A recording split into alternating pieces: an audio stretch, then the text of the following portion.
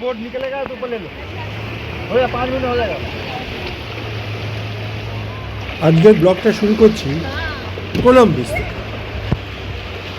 আর এই ব্লগটা হবে পুরোপুরি আনকাট, অর্থাৎ যেমন শব্দ আছে তেমনই শব্দ থাকবে, তার মধ্যে আমি কিছু হয়তো বয়স বদ্ধ।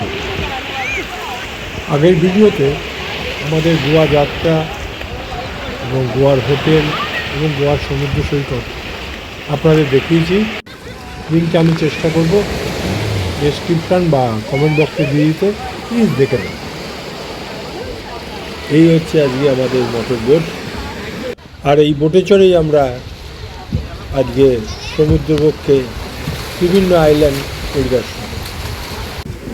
একে একে সবাই বোটে আমার নাতি এবং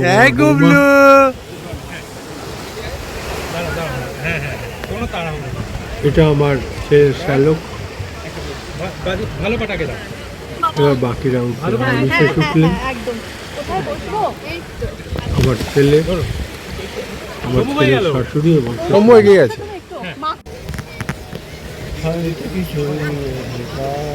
আমরা সবাই নৌকাতে যে যার বসার স্থান অধিকার করে নিলাম। এবার আমাদের বোট চলতে শুরু করব।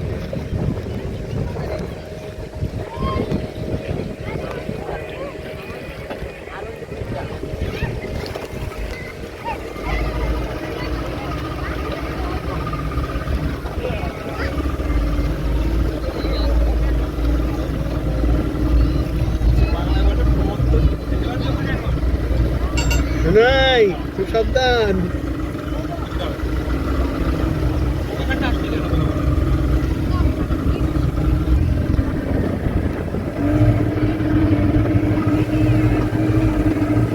আমাদের মোটর বোট তাদের গন্তব্যের দিকে এগিয়ে চলেছে। মোটর বোট ছুটছে, ঢেউ কেটে এগিয়ে চলেছি। মনে হচ্ছে আমিও জীবনের সব বাধা কেটে এগিয়ে যাচ্ছি।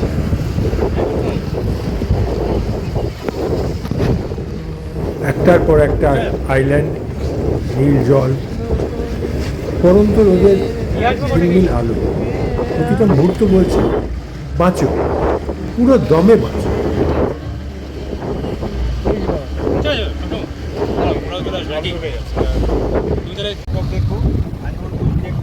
আর টাটা টক দেখো, নামা যাবে শুধু বাটারফ্লাই ভিডিও দেবো নামাতে পারবে।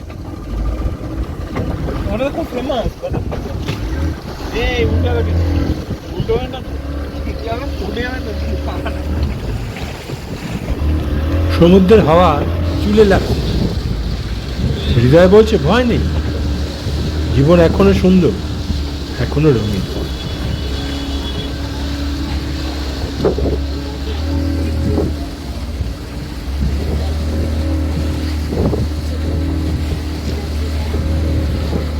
সবাই নিজের মতো করে আজকের এই জার্নি অভিজ্ঞতা ক্যামেরাবদ্ধ করছে।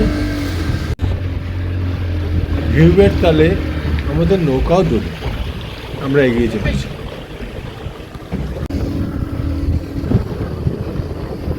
প্রথমে আমরা যাচ্ছি মাংকি আইল্যান্ড। এখানে নামার অনুমতি নেই, দূর থেকে দেখেই চলে যেতে হবে। একমাত্র বাটারফ্লাই বিচে আমরা নামতে পারব।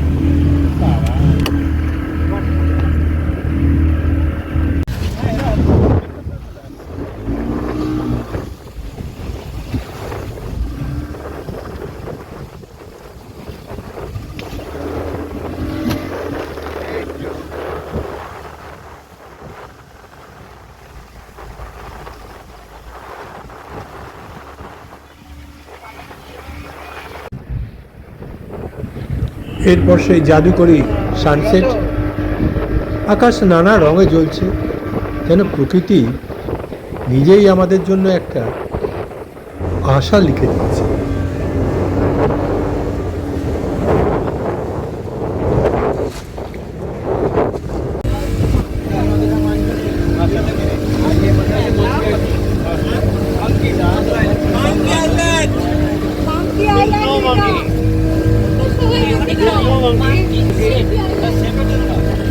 Monkey island.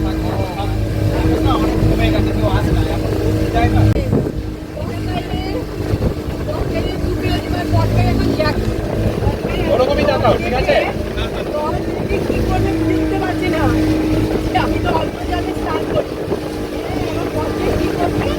প্রভু, তাকাও দেখো জলদি।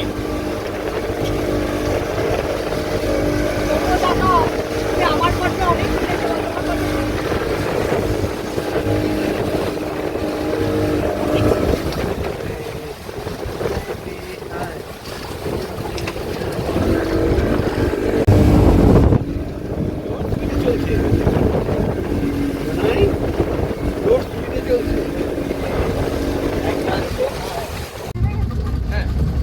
পাশে চাপ হবে না তো? এখন কোনো চাপ নেই। চাপ নেই। আমাদের ভোট সময় হয়। তাহলে আমি একটু সরো। কেউ দেখে না না, আমি এদিকটা তো ভালো আছি। কেউ আসে না এখন যায় না।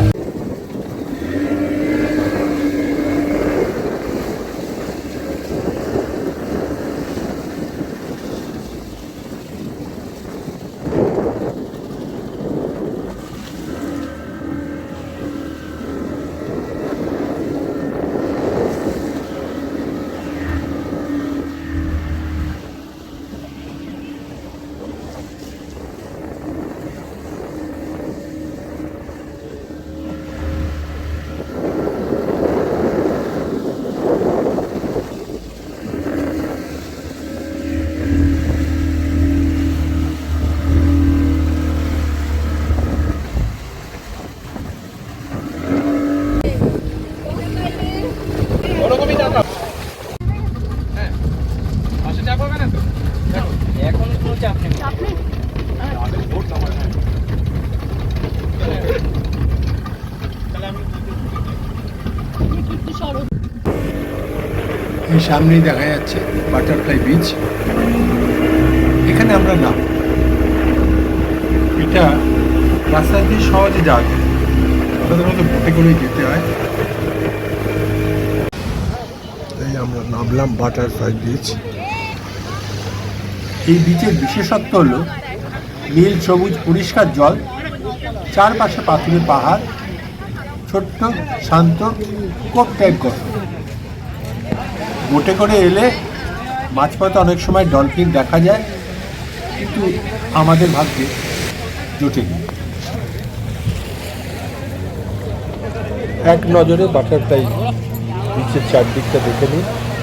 দূর থেকে দেখলে এই বিচটার গঠন এমনই, কিছু পাহাড় এমনভাবে ডানা মেলে আছে যে মনে হচ্ছে একটা প্রজাপতিই ডানা মেলে আছে। এখানে আগে অনেক প্রজাপতি।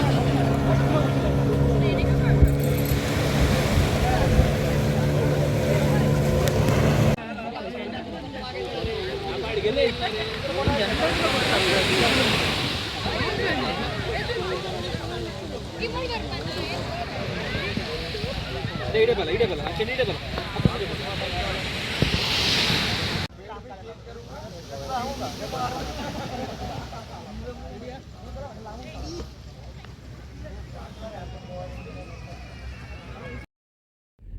বাটারফ্লাই বিচকে বিদায় জানিয়ে আমরা রওনা দিলাম আমাদের হোটেলের দিকে।